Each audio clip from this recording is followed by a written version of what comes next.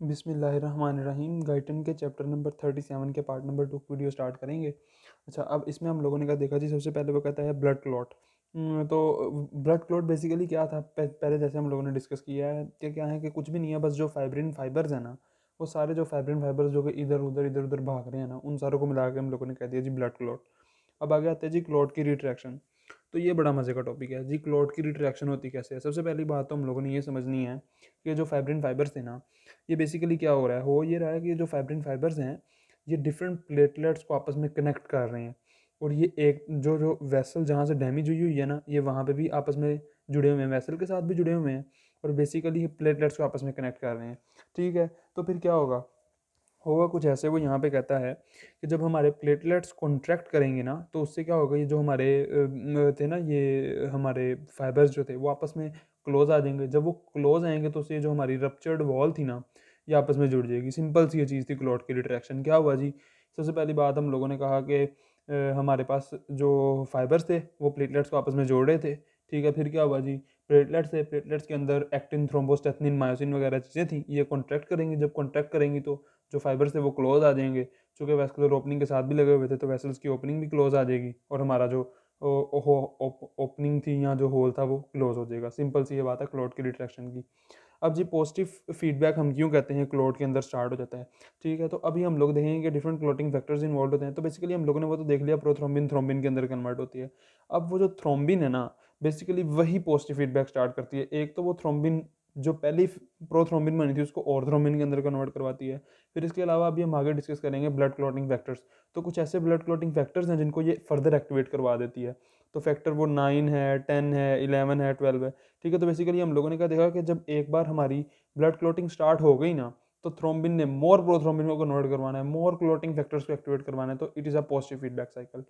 अब आगे आते हैं जी प्रोथ्रोम्बिन एक्टिवेटर कैसे बनता है। तो हम लोगों ने पहले भी डिस्कस किया था, ये रेट लिमिटिंग स्टेप है।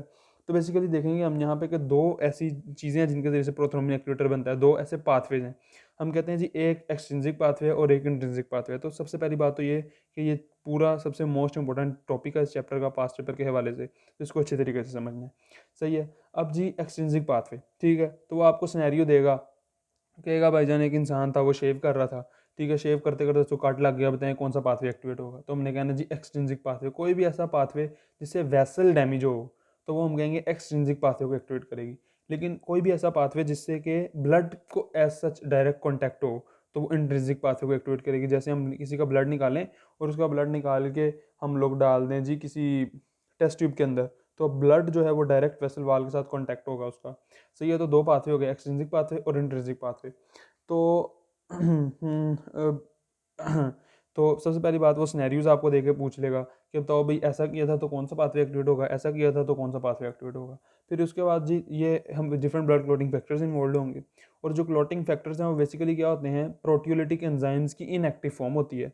जब वो एक्टिवेट होते हैं तो वो प्रोटियोलिटिक एंजाइम फर्दर प्रोटियोलिसिस करवाते हैं, तो ये कैस्केड स्टार्ट हो जाती है। ठीक है, तो पहले अब हम लोग डिस्कस करेंगे जी एक्सटेंसिव पाथवे। अब यही वाला जो है ना, इसको मैंने एक पेज पे बनाया है। ठीक है, तो बेसिकली सबसे पहली बात है, एक्सटेंसिव पाथवे के लिए एक निमोनिक याद रखना है हम लोगों ने, वो क्या है जी 3+7=10। ठीक है, अब ये 3+7=10 क्या चीज़ है, तो हम अभी देखते हैं। ठीक है, सबसे पहले क्या होगा जी, टिश्यू डैमेज है। ठीक है, अब जैसे ही टिश्यू डैमेज होगा तो क्या होगा कि हम लोगों ने डिस्कस किया, वहाँ पे टिश्यू फैक्टर रिलीज हो जाएगा। टिश्यू फैक्टर बेसिकली क्या है, टिश्यू थ्रोम्बोप्लास्टिन है। ये ब्लड क्लॉटिंग फैक्टर नंबर 3 था।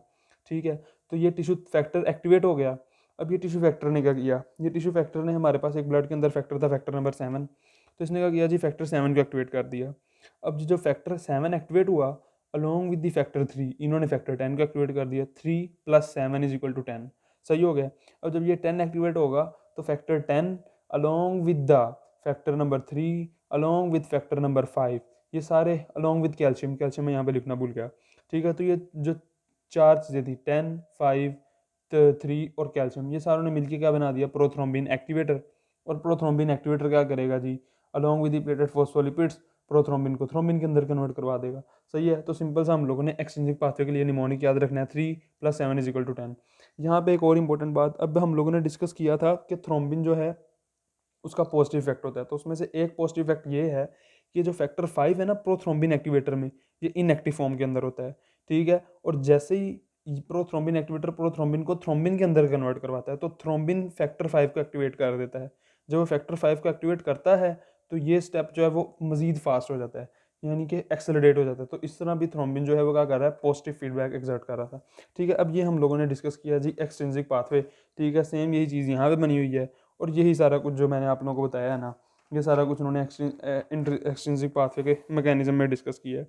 सही है, यहाँ पे वही उन्होंने बात की कि एक्टिवेटेड फैक्टर 10 जो है ना वो असल प्रोटीएज है, और उसके साथ फैक्टर 5 जो है उसके यहाँ जो प्लेटलेट फोस्फोलिपिड्स हैं वो बेसिकली क्या कर रहे हैं, उसके जो एक्सेलरेट कर रहे हैं प्रोटियोलिसिस के प्रोसेस को।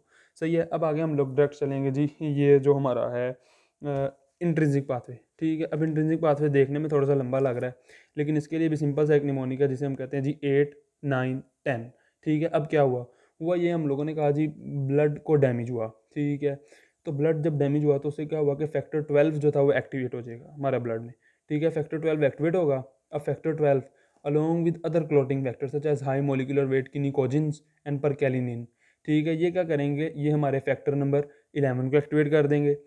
11 एक्टिवेट हो जाएगा, इन टर्न वो क्या करेगा, फैक्टर नंबर 9 को एक्टिवेट कर देगा। अब वही हम लोगों ने जो बात डिस्कस की थी, ठीक है, 8 भी ब्लड के अंदर पड़ा हुआ था, थ्रोम्बिन ने क्या किया, 8 को एक्टिवेटेड के अंदर कन्वर्ट किया। तो ना 8 + 9 इज इक्वल टू 10, 8, 9, 10। ठीक है, तो 9 था, 8 था, ये मिले अलॉन्ग विद द कैल्शियम, इन्होंने क्या बना दिया, फैक्टर 10 को एक्टिवेट करवा के एक्टिवेटेड फैक्टर 10 बनवा दिया। अब फिर वही बात, activated factor 10 along with the factor 5 along with the calcium and along with the platelet phospholipids, ये सारे क्या बना देंगे जी, ये सारे मिलकर प्रोथ्रोम्बिन एक्टिवेटर बना देंगे। और प्रोथ्रोम्बिन एक्टिवेटर क्या करेगा जी, प्रोथ्रोम्बिन को थ्रोम्बिन के अंदर कन्वर्ट करवा देगा।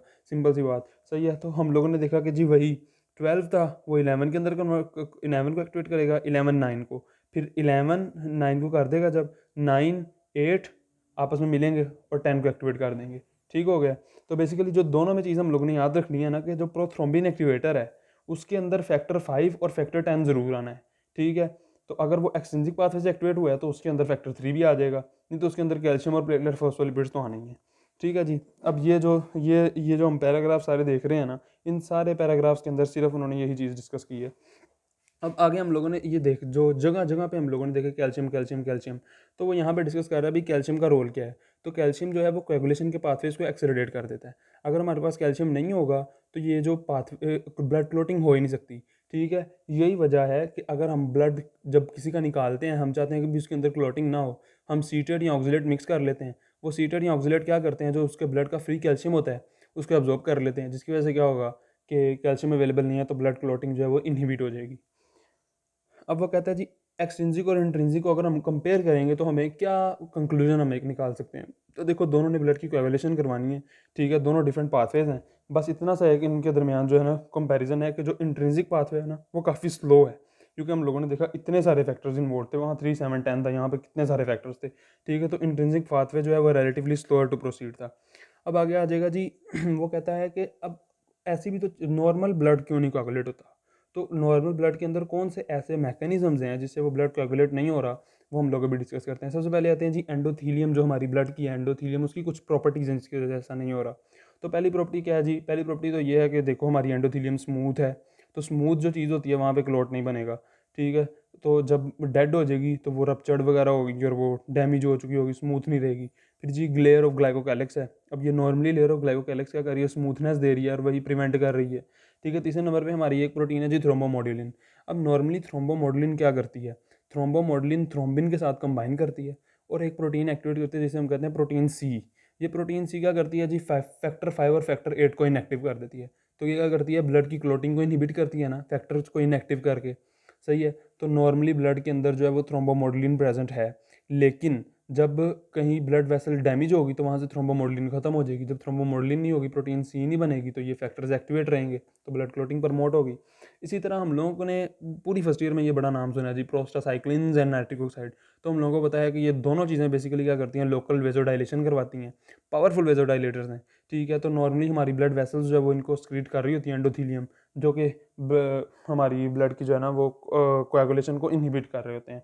क्योंकि वैसल ही कॉन्स्ट्रिक्ट, तो पहला स्टेप है ब्लड कोएगुलेशन का कि वैसल कॉन्स्ट्रिक्ट करे, लेकिन जब वैसल डायरेक्ट लेगी तो फिर कैसे ब्लड की कोएगुलेशन होगी। अब आगे आता है जी फाइब्रिन और एंटीन थ्रोम्बिन 3 जो हैं, ये भी जो हैं वो क्या करते हैं, ब्लड की कोएगुलेशन को इनहिबिट करते हैं। तो ये कैसे करते हैं, तो जी हम लोगों ने कहा देखो भाई, सबसे पहली बात है कि दोनों का मैकेनिज्म सेम है, फाइब्रिन फाइबर थे जो ब्लड के अंदर थ्रोम्बिन गुजर रहा था, इन्होंने कहा आजा भाई आजा, हमने तुझे पकड़ना है, ठीक है, उसको पकड़ के अपने पर हेडेर कर लेंगे तो क्या हो जाएगा, ब्लड की कोagulation नहीं होगी। एंटी थ्रोम्बिन 3 है, वो क्या करेगा, ब्लड में से थ्रोम्बिन गुजर रहा था उसको कहता है आजा भाई आजा, थ्रोम्बिन को अपने साथ बाइंड कर लिया, और उसके बाद क्या कर देगा जी तो ये इसने उसको इनएक्टिव कर दिया, और ये फर्दर क्या करता है, blocks the effects of thrombin on the fibrinogen, ठीक है, तो इस तरह भी ये उसको इनएक्टिव कर देगा, सही है ना। Prothrombin become adsorbed on the fibrin fibres, और एब्जॉर्प्शन उसकी वही, ठीक है। तो बेसिकली हम लोगों ने देखा जो ब्लड के अंदर हमारा थ्रोम्बिन या प्रोथ्रोम्बिन था ना, उन्होंने इसको कैच कर लिया, ठीक है, और एक्टिव फॉर्म को यूटिलाइज नहीं होने दिया, तो ब्लड की कोagulation नहीं होगी, सिंपल सी चीज़ें हैं। अब आगे हमारे पास आता है जी हेपारिन, ठीक है जी। तो हेपारिन भी हम लोगों ने फर्स्ट ईयर में बड़ा नाम सुना है। अब देखो हेपारिन जो है ना, it is a powerful anticoagulant, लेकिन एक बात समझनी है, वो क्या है कि नॉर्मली हमारी बॉडी के अंदर ना हेपारिन की कंसनट्रेशन बहुत कम है। हेपारिन की कंसनट्रेशन कम है, जिसकी वजह से क्या होगा कि नॉर्मली ये ब्लड के अंदर कोई खास वेजोडाइलेशन या फिर एंटीकोएगुलेशन के अंदर रोल प्ले नहीं करता, ठीक है। लेकिन जब हम इसको बाहर से ट्रांसफ्यूज़ करते हैं क्लिनिकली या थेराप्यूटिकली, तो फिर ये एक बहुत लाइफ सेविंग एजेंट बन जाता है, ठीक है। तो बेसिकली अब एंटीकोएगुलेंट है तो कैसे एंटीकोएगुलेंट, हम लोगों ने कहा जी देखो आपके पास ना एंटी थ्रोम्बिन 3 है, जो हम लोगों ने आगे डिस्कस किया था कि एंटी थ्रोम्बिन 3 क्या करता है, थ्रोम्बिन को रिमूव कर देता है ब्लड के अंदर से, थ्रोम्बिन को अपने पर बाइंड करता है और उसको इनएक्टिव कर देता है, ठीक है। तो वो कहता है जी बेसिकली क्या करेगा, हेपारिन जाएगा एंटी थ्रोम्बिन 3 के साथ मिलकर हेपारिन एंटी थ्रोम्बिन 3 कॉम्प्लेक्स बना देगा, और ये जो कॉम्प्लेक्स था ये एंटी थ्रोम्बिन 3 की इफेक्टिवनेस को थाउजेंड्स ऑफ टाइम इंक्रीज कर देगा, जिसकी वजह से क्या हो जाएगा कि वो फर्दर प्रोथ्रोम्बिन को ब्लड के अंदर से निकालता जाएगा, थ्रोम्बिन को सॉरी इनएक्टिव करता जाएगा। तो बेसिकली जो है वो थ्रोम्बिन नहीं होगी तो ब्लड की कोagulation नहीं होगी। इसी तरह जी जो आपका हेपारिन और एंटी थ्रोम्बिन 3 का कॉम्प्लेक्स है, ये कुछ और फैक्टर्स को भी इनएक्टिव करता है, जैसे कि फैक्टर 9 है या फैक्टर 12 है। अब फिर नीचे वही हेपारिन प्रोड्यूस कहाँ से होती है, तो सिंपल सी बात है जी, हेपारिन कहाँ से प्रोड्यूस होती है, बेजोफिल से और मास्ट सेल से।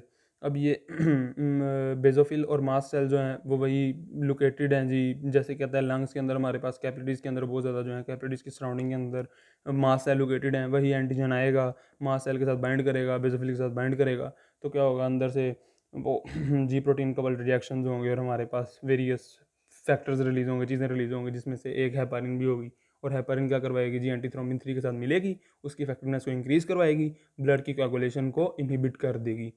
अब आगे जी ब्लड ठीक है कोagulate ही कराई जा रहे हो उसको डाइजेस्ट भी तो करवाना है, जैसा कि हम लोगों ने कहा था कि हमारी जब टिश्यू वो एक्स्ट्रासेलुलर स्पेसिस के अंदर बन जाएगा तो फिर उसको हमने डाइजेस्ट भी तो करवाना था ना। तो बेसिकली क्या हुआ, हमारे पास एक चीज़ जिसे हम कहते हैं जी प्लाज्मिन। हम देखते हैं ब्लड हमारा कोagulate होता रहता है जी, जख्म सा बन जाता है एक रेड से कलर का, तो उसके बाद वो खुद ब खुद ही उतर जाता है, ठीक है। तो वो इसी तरह से उतरता है, वो आज हम मैकेनिज्म डिस्कस करते हैं। तो बेसिकली जी प्लाज्मिन है उस चीज़ के पीछे। तो हमारे ब्लड के अंदर एक प्रोटीन है जिसको हम कहते हैं प्लाज्मिनोजिन। प्लाज्मिनोजिन इनएक्टिव फॉर्म है, प्लाज्मिनोजिन कन्वर्ट हो जाएगी प्लाज्मिन के अंदर। प्लाज्मिन क्या है, it is a proteolytic enzyme. Plasmin क्या करेगा, फाइब्रिन फाइबर्स जो है ना उनको डाइजेस्ट कर देगा और ब्रेक डाउन कर देगा, सिंपल सी बात। अब वो जो है इसके अलावा हमने कहा जी फैक्टर 5 है, फैक्टर 8 है, फैक्टर 12 है, तो इस तरह के कुछ और फैक्टर्स भी थे जिनको क्या करेगा, प्लाज्मिन डाइजेस्ट कर देगा, ब्रेक डाउन कर देगा, जिसकी वजह से जो हमारा क्लॉट है ना वो डिजोल्व हो जाएगा। अब जो है प्लाज्मिन एक्टिवेट कैसे होगा, ठीक है। तो प्लाज्मिन को एक्टिवेट करने के लिए हमारे पास जो इंजर्ड टिश्यू है ना और जो वेस्कुलर एंडोथीलियम है, वो एक सब्सटेंस रिलीज करते हैं जिसे हम कहते हैं टीपीए, टिश्यू प्लाज्मिनोजिन एक्टिवेटर, ठीक है। ये बहुत इंपॉर्टेंट चीज़ है। टिश्यू प्लाज्मिनोजिन एक्टिवेटर क्या करती है जी, प्लाज्मिनोजिन को प्लाज्मिन के अंदर कन्वर्ट करवाती है और प्लाज्मिन क्लॉट को डिसॉल्व कर देता है, ठीक है। क्लिनिकली हमारे पास जब भी कोई हार्ट अटैक का पेशेंट आता है तो उसको फ़ौरन टीपीए का इंजेक्शन दे देते हैं, ठीक है। स्ट्रेप्टोकाइनेज बेसिकली वो इंजेक्शन है, ठीक है, जिसके अंदर टीपीए होता है। और टीपीए क्या करवाता है जी, उसकी प्लाज्मिन को एक्टिवेट करवाता है, प्लाज्मिनोजिन को। तो प्लाज्मिन से ब्लड की क्लॉट को डिसॉल्व करवा दिया जाता है। तो सबसे पहला जो मैकेनिज्म है ना वो यही एक्टिवेट होता है, और बहुत स्ट्रॉन्ग मैकेनिज्म है ये टीपीए, ठीक है जी। अब वही वो कहता है जी कि प्लाज्मिन जो है वो हमारे ब्लड के अंदर जो हमने माइन्यूट क्लॉट्स वगैरह बन रहे होंगे ना जिनका हमें पता भी नहीं है, ठीक है, वो सारे प्लाज्मिन जो है ना वो रिमूव करवाती रहती है, ये उसकी इंपॉर्टेंस है।